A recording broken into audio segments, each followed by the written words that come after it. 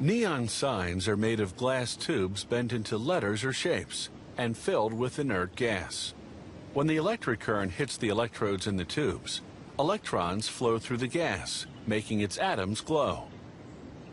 The type of gas in glass determines the color of the light.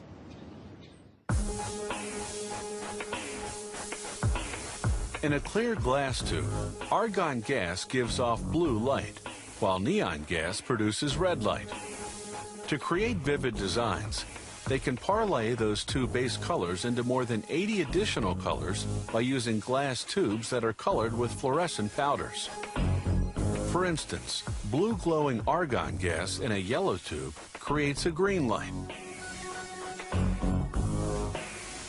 To shape the tube, they use a glass blowing technique. Following a pattern drawn on a fire-resistant sheet, they mark where they have to bend the tube. Then they heat each spot on a device called a ribbon burner, whose propane flame is a blazing 1200 degrees Fahrenheit.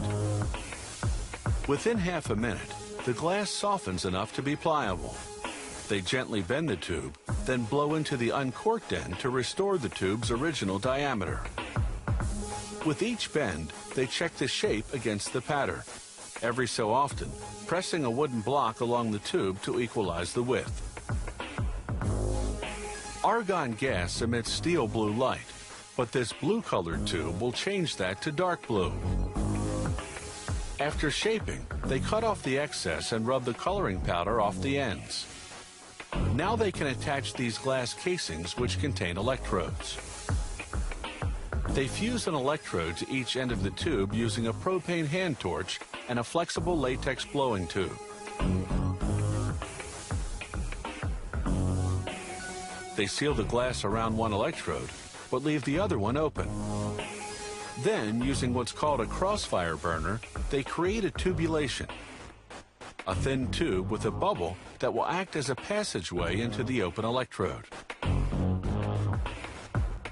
They fuse the tubulation to that electrode.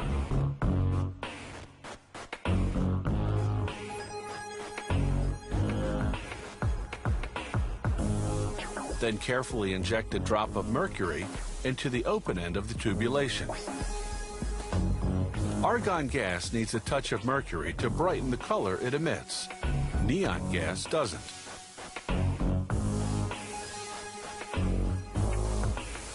Using what's known as an end torch, they fuse the open end of the tubulation to a long glass tube leading to a pumping system. They connect the electrodes to the system, then power it up.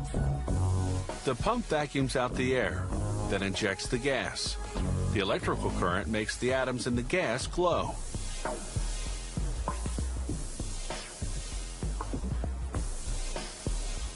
To trap the gas inside the tube, they use the crossfire burner to remove the tubulation and seal off the open electrode, making sure the drop of mercury has descended into it first.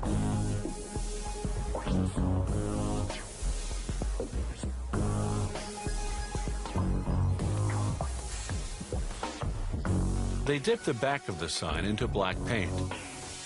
This will make the lettering or design stand out. They use a brush to spread the coat evenly and remove the excess. Next, they'll light up the sign at high voltage for a half hour.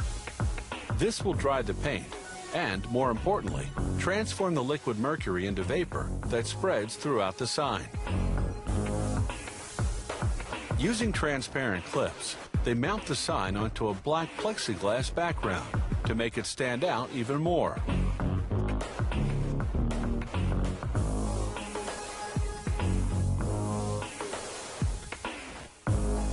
Finally, they connect the protruding electrode wires to a transformer.